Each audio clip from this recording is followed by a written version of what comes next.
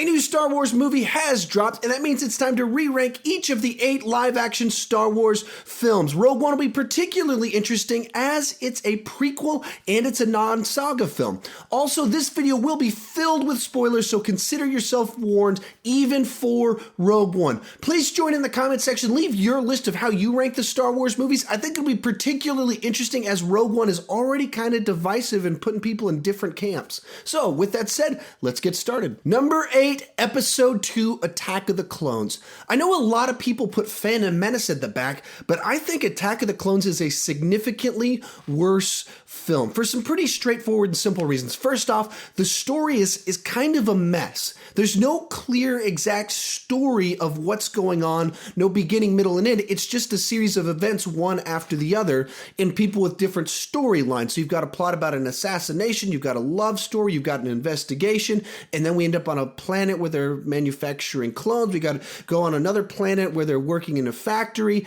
and just kind of things keep happening that are setting up action sequences. But if you try and summarize the plot, it's really kind of muddled and unclear as to what's happening and why it's happening. Along those same lines, you've got one of the worst love stories in all of cinema history. That it really doesn't make a whole lot of sense. Now, why would 2 hot people that are about 20 years old fall in love and want to make out and make babies? Well, because they're 2 hot people. Now, why the wise Jedis didn't put it together that you shouldn't send these 2 people off to exotic locations all by themselves, I don't know. They're supposed to be wise Jedi, but the Jedi send them off to these places, and as it turns out, people that are hot, that are in exotic locations, fall in love with each other, as we see in this movie. But they have no personalities beyond that. They do not write them as interesting characters. They make Anakin unbelievably whiny, which leads to another gigantic complaint about this film, that Anakin Skywalker, the actor Hayden Christensen, portrays him horribly. And I don't know how much of that is his fault, how much of that is George's fault, and then obviously how much is the script's fault. He's given terrible material, put in a terrible environment to act in front of a green screen, and then he does a wooden performance. So you take Anakin Skywalker, Darth Vader, the greatest villain of all time, and you make him into a whiny 20-year-old that's just doesn't like sand, that doesn't like his boss guy, that doesn't like the government, and whines and whines and whines. And so the big kind of problem with this movie isn't just that it's a terrible story, because it is. It's not just that it has bad acting, and it does. It's not just that this love story does not work at all. It's that this movie damages the canon that already exists. It hurts what we already know and love by being so bad, by what it does with characters like Anakin, what it does with the Jedi and having them being so dumb.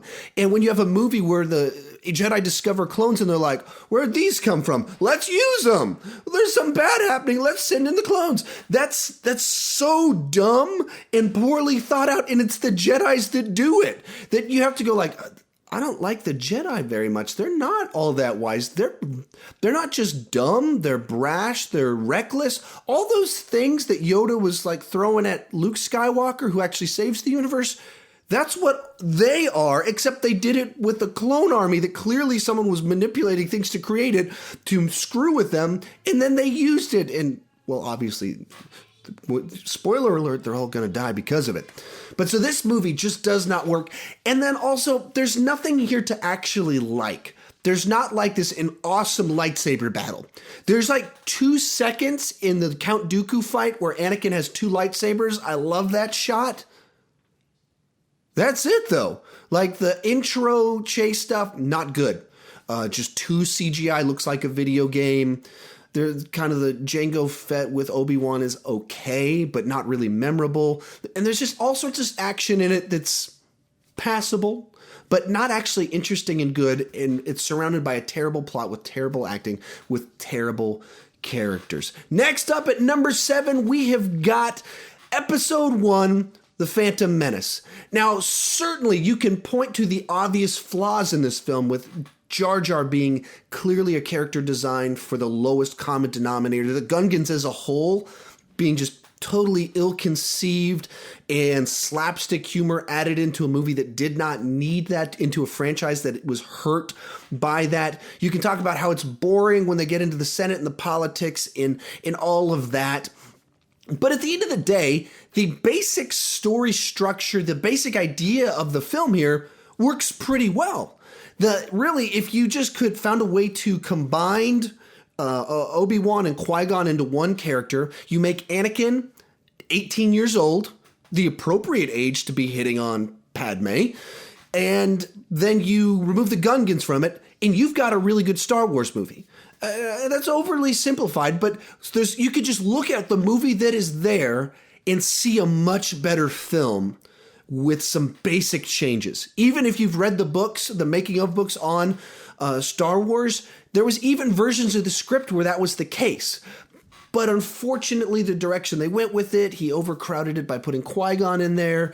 And then for some reason, he made Anakin so young that you wasted the movie, a whole movie's worth of character development for Anakin and the love story with Padme.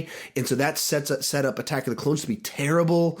And had some big problems, but there was hope. There was things in there to actually like. The pod race is pretty exciting. I would argue all of the lightsaber action in this is great. Overly choreographed, sure, but they're Jedi that can kind of see the future. They're supposed to be like that. Maybe just a bit too dance-like, but that's only a small criticism. So, of course, Jar Jar is awful. Of course, they needed to trim about 10, 15 minutes right before the third act when they get into all the Senate hearings. Of course, they needed to trim that or find a way to spread it throughout the rest of the movie. But there's good things in here. There's things to enjoy. There's just also some big problems with it as well. Moving along down the list, we get to Episode 3, Revenge of the Sith. This is the one that a lot of people praise as, no, this is the good prequel. This is the one where they fixed all the problems. This one's actually better than Return of the Jedi. I'm not in that camp. It's the best of the prequels, of the prequel trilogy at least. But the problem with the film is that it still has the fundamental storytelling issues, dialogue issues. It has the issues of just motivations being so unclear and contrived that it's a very frustrating viewing experience. And then it commits the biggest sin of the prequel trilogy, which is that it hurt the original trilogy. It hurt the characters that we loved in what they did in this movie. In the case of Vader over here, it makes him once again this whiny, foolish moron. It's not like you become more sympathetic toward Darth Vader and think, oh man, I understand how we got there, or what led to it, or the deception or the tragedy that led him to make these horrible decisions that turned him pure evil. It's not like it was this ideological thing where he actually believed the Jedi were turning evil, and so he went with Palpatine because he believed Palpatine could bring order to the universe. No. He was afraid that his wife was going to die. And so he was fooled, and in the span of like 7 minutes or something like that in the movie, he goes from I must stop this evil Sith Lord to I'm going to kill kids. It's just so sudden and so rushed, and the storytelling's so bad in the way it's done. And then the two gigantic unforgivables with this film is that we don't get awesome Darth Vader in suit mowing down Jedi, killing anybody. We don't get to see Darth Vader in uniform do that. Second, what we get instead of the awesome Darth Vader moment in suit and swiping people down, we get him in a suit going, "Where is Padme? Where is Padme?" "You killed her." "What? No!"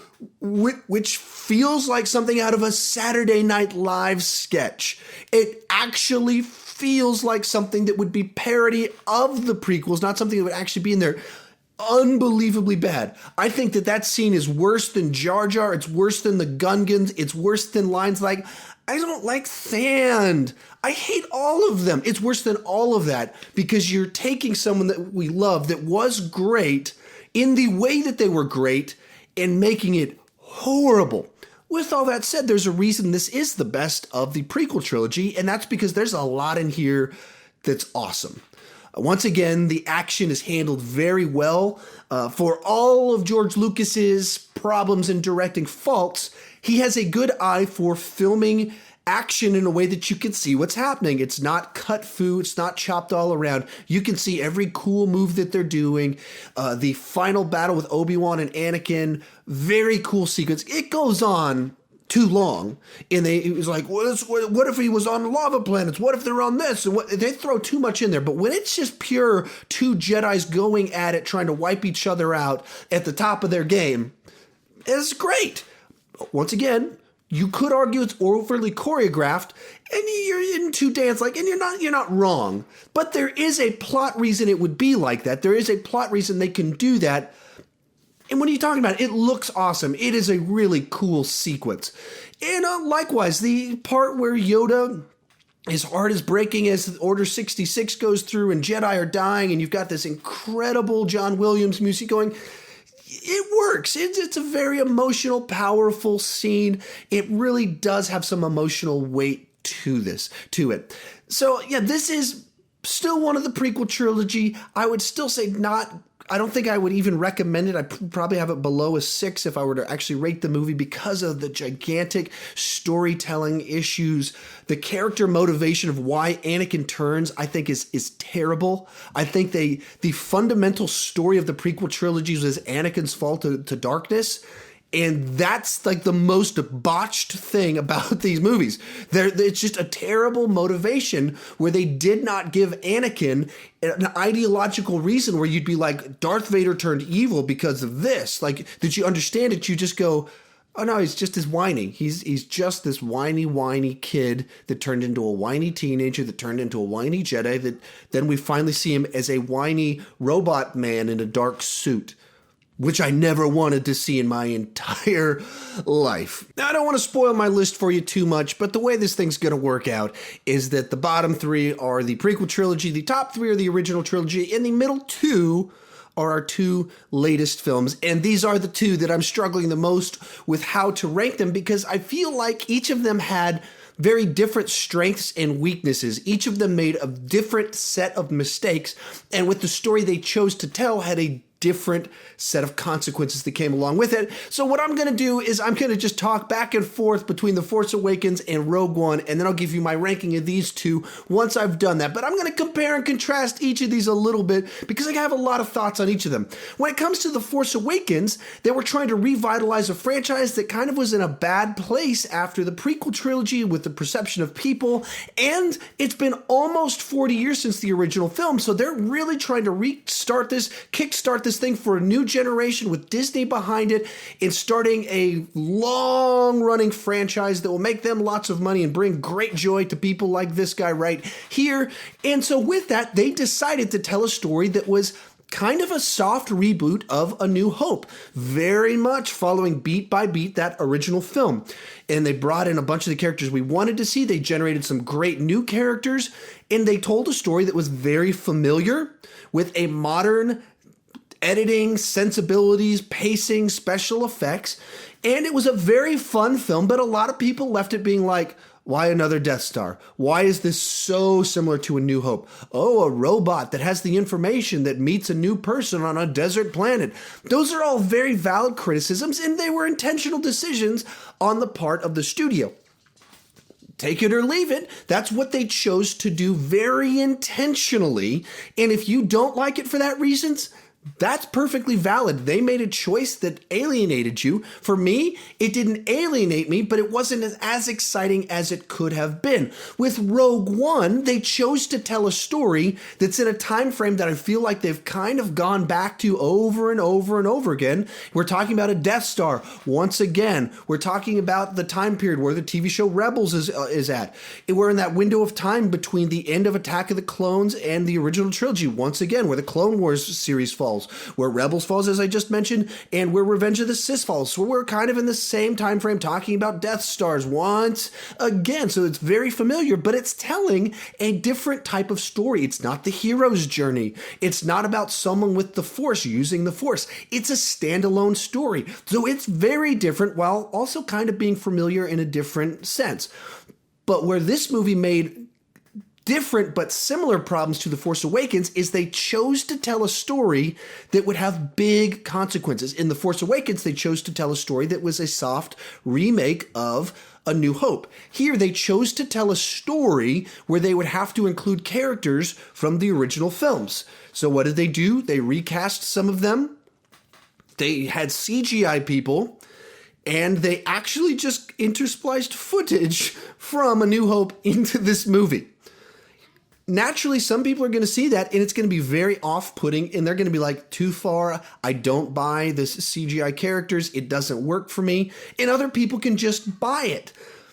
That's a consequence of the choice that they made. So each of these films have elements of what they did that was very exciting, fresh, and new, and had consequences and faults to it. Neither one was just a knockout of the park.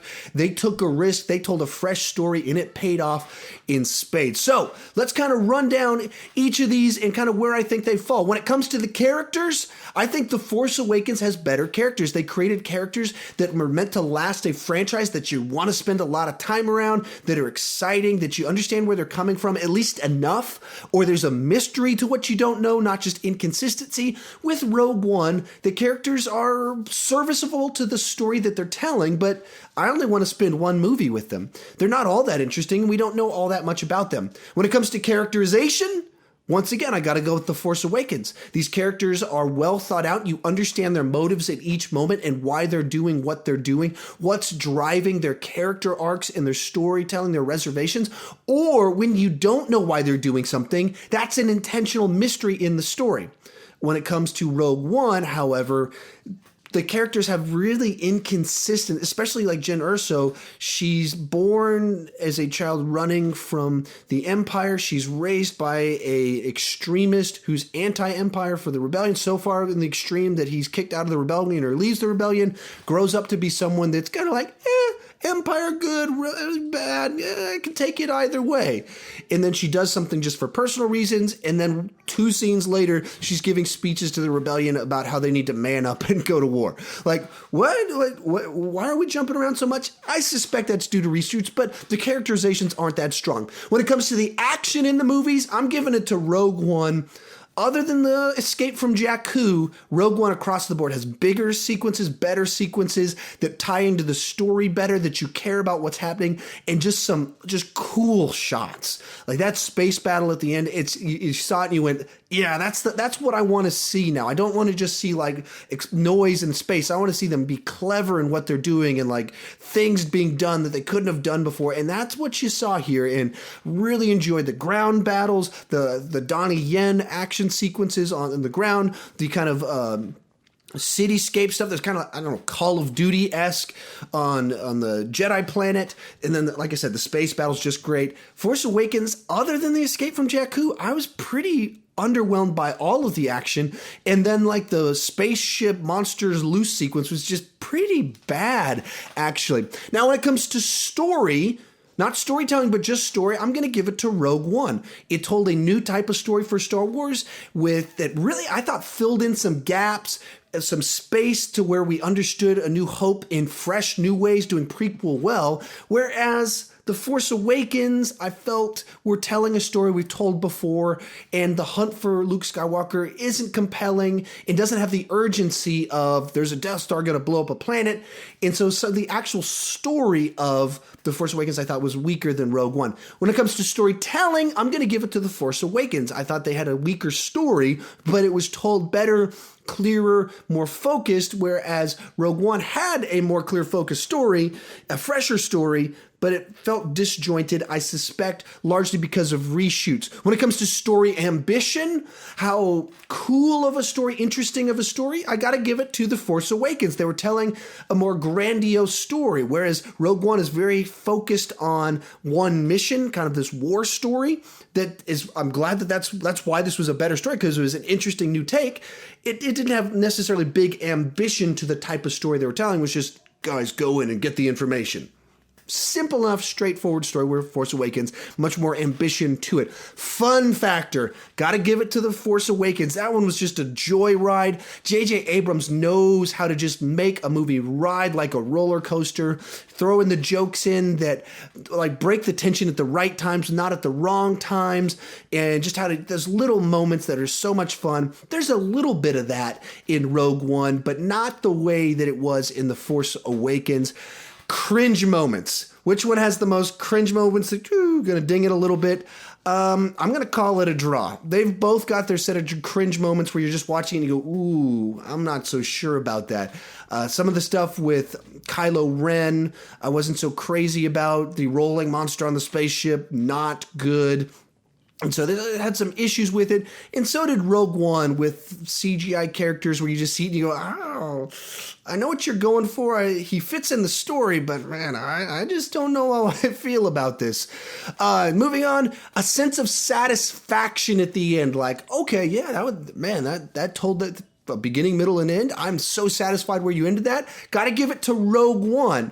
It just landed that ship really well. I like the final moment of The Force Awakens, but at the same time, there was a sense of the finale wasn't as good, I think, in The Force Awakens, and it was a little bit choppier, and there are things I didn't care as much about, and so it was kind of like, okay, we've overcome these hurdles, and then now we're on a planet, and someone's reaching out with the lightsaber to Luke Skywalker.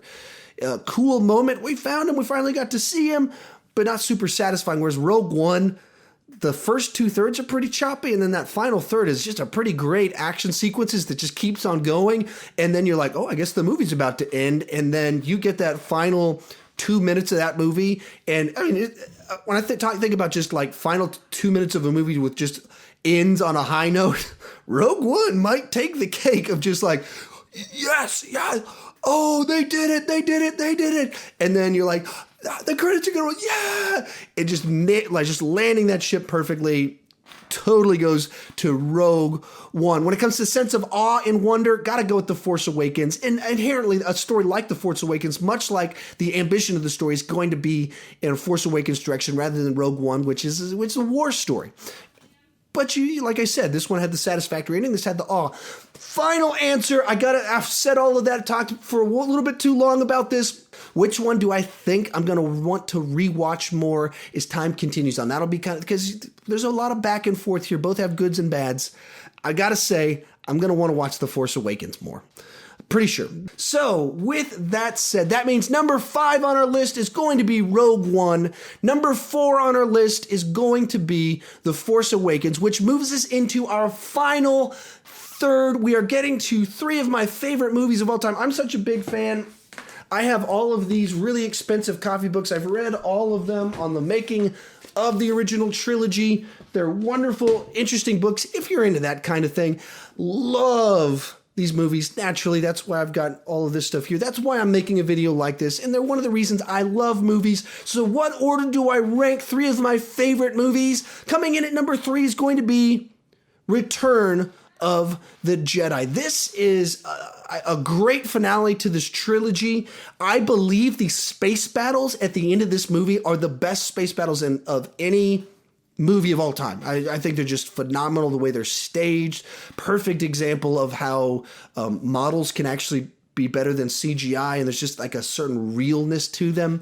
And so I just love the finale of this movie. I don't even mind the Ewoks. I guess I grew up in circles where people didn't trash the Ewoks, so I didn't know until I was like 25 that there were a bunch of people that hated the Ewoks. So that was new information for me. As I got older in life, I was like, oh, I can see that. I can see where you're coming from. I don't feel that way necessarily myself, but I can respect that people don't like the Ewoks. A lot of people also criticize the fact that there's a second Death Star, and I think that's a valid criticism. It feels a little bit like going back to the same thing that they were going to before, so we've got similar plot points. There's another Death Star. We got to stop it and blow it up. Touching on some very familiar territory once again, and that's a valid criticism. But for me, the biggest issue with this film is really the first act. And if you try and summarize what's the plot of this movie, you would say the rebels discover that the Empire's built a second Death Star as the Empire tries to set a trap to end the rebellion once and for all, and as the rebels try and end the second Death Star and stop the Empire once and for all. What's the first act of the movie? Luke and Leia and the Wookiee set up a rescue attempt to save Han Solo on Tatooine. What? It has nothing to do with the rest of the movie. So it cuts away a couple of times to give us what's going off on the Death Star, but really, the first 30, 40 minutes of this movie is just kind of this middle thing between Empire Strikes Back and Return of the Jedi, and then we've got to resolve where we left off Empire, so we have to have this opening that does that. but it doesn't really tie into the main storyline of the film. I mean, it's very much a contained mini movie. They go there, they rescue him, they leave, and then our story picks up with the film that we're actually going to watch. And it's not a good storytelling. It's very jumbled in doing that. It's just two things rammed together because we got to resolve this storyline and we got to tell this over here. So that is a problem with the film. But like I said, we're just squabbling over very minor deals. I love the Jabba sequence. There's all sorts of great, wonderful, memorable stuff in there. Then once we get to our Ewok planet, the speeder chase, very cool sequence. And then the last 45 minutes of the movie is just kind of awesome Star Wars action. The lightsaber duel certainly competes with Empire for best in that series, and just for emotional payoff, I would go with Return of the Jedi. Has much more emotional payoff. You get the Emperor in full evil, just a lot of great stuff going on in here, and this movie just ends this trilogy so well, so satisfactory that like you don't have to know, was the Empire totally crushed? Well, it doesn't really matter. The people that need to be brought down were brought down, and so then it just very much brings it to a point that if that's where it ended, and that's where it had ended up until just a few years ago, or until 1 year ago, it was satisfactory and we were happy with where it ended things, and it was very good. And there's not a lot of trilogies that do that without having more people hate them. And you got the Ewoks critics, but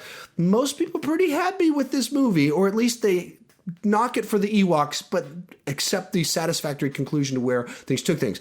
Moving on to our final two, and these two are tough to pick between the two of them because I love them for different reasons, and there's different things I would kind of maybe have some concerns about. Coming in at number 2, Episode 4, A New Hope. And I hate to have to put this at number 2, but I've got to. This is such a fun movie. Sometimes I forget how fun it is just to have all the crew in one place having an adventure together. Because we forget that they get broken up after this movie. The first hour of this movie, they're not together, and then they're together for like 20, 25, 30 minutes in this movie, and then early on, or from the get-go of Empire Strikes Back, they're kind of in different places. They're not all together for hardly ever in that movie. Likewise, you get to Return of the Jedi. They're only together for a few minutes. So that just stride of the classic Star Wars original crew together is in this movie, and it's so fun. The banter is so good. The little moments so powerful.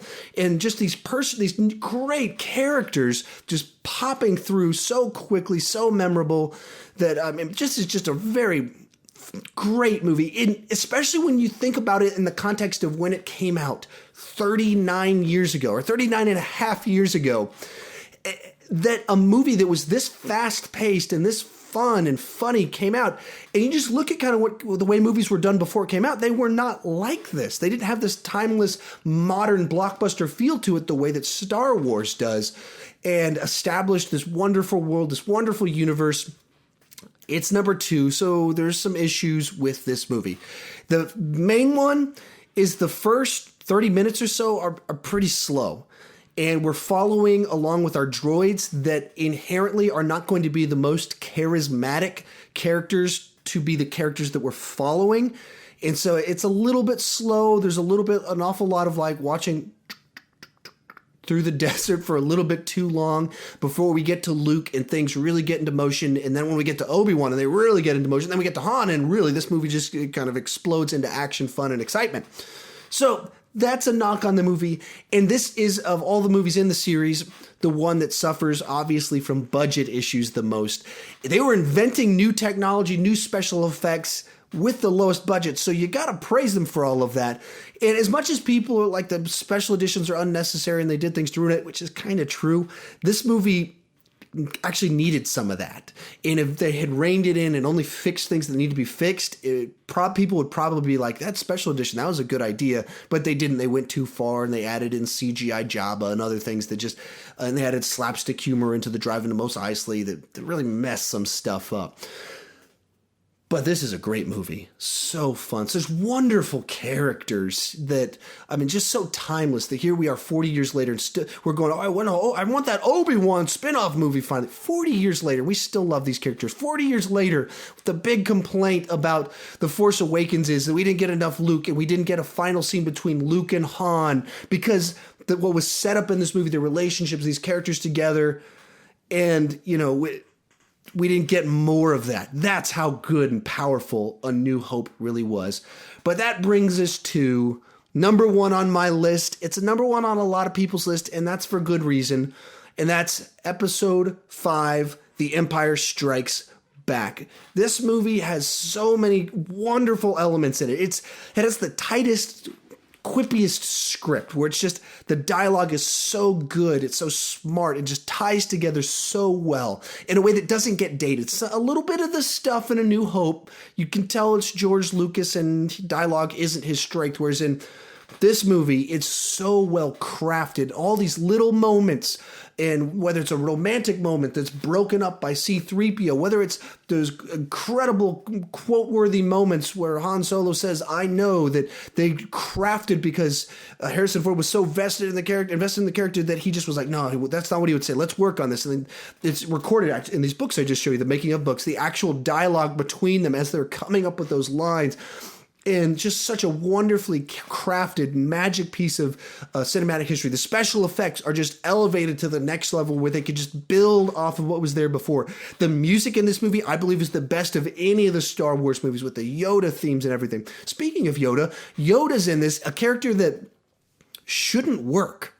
A character that should look ridiculous, and they pulled it off. There was such love and care put into this movie that a Muppet character, like this, he's a puppet, he's a Muppet, he should not work as a character that you're staring at and believing is real.